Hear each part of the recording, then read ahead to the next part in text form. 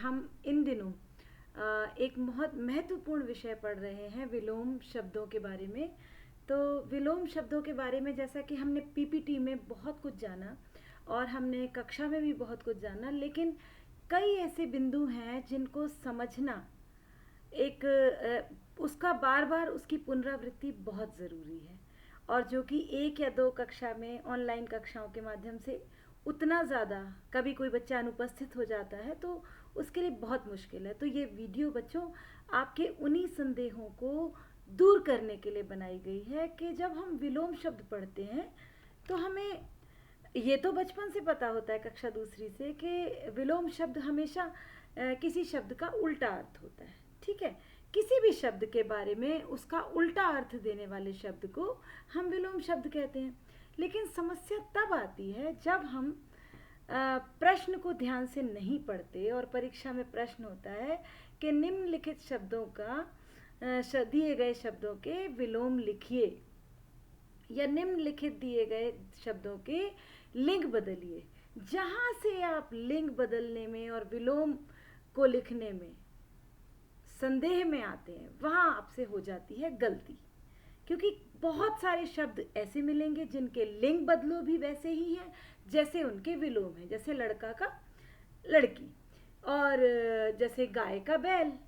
ठीक है, तो गाय का बैल लिंग बदलो में भी आता है और गाय का बैल विलोम में भी आता है।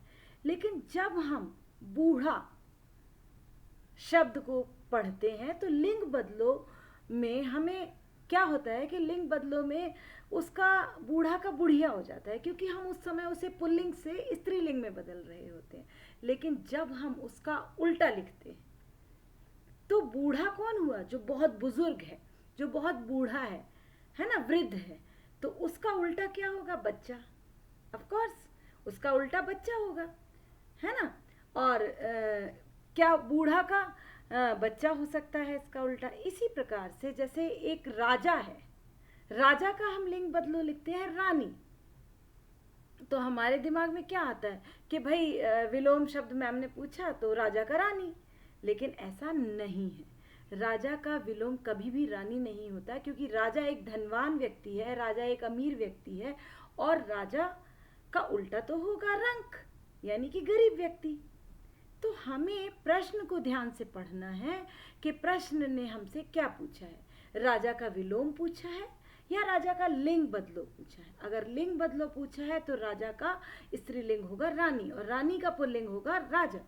लेकिन जब हम उसका विलोम लिखेंगे यानी कि उल्टा, राजा के कई पर्यायवाची हैं, धनवान, अमीर, है ना। राजा का सम्राट होता है, धनवान और अमीर नहीं, सॉरी, राजा के लिए कई सारे, जिसके पास पैसा होता है राजा के लिए आता है सम्राट भी होता है ना। तो उसको हम कह सकते नरेश भी कहते हैं। लेकिन जब हम इनके सम्राट का सम्राज्ञी होता है लिंग बदलो, लेकिन जब हम इनका विलोम लिखेंगे, उल्टा लिखेंगे, तो हम वहाँ पर एकदम स्थिति बदल जाएगी। राजा बहुत पैसे वाला इंसान और रंक एकदम गरीब इंसान।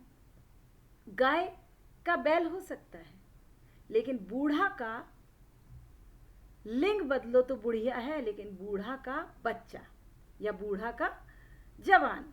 ठीक है, बूढ़ा बच्चा, है ना, इस तरीके से। और इसी प्रकार से अमीर का गरीब, है ना, धनवान का निर्धन। प्रत्येक विलोम शब्द, प्रत्येक शब्द के लिए एक निश्चित विलोम शब्द है।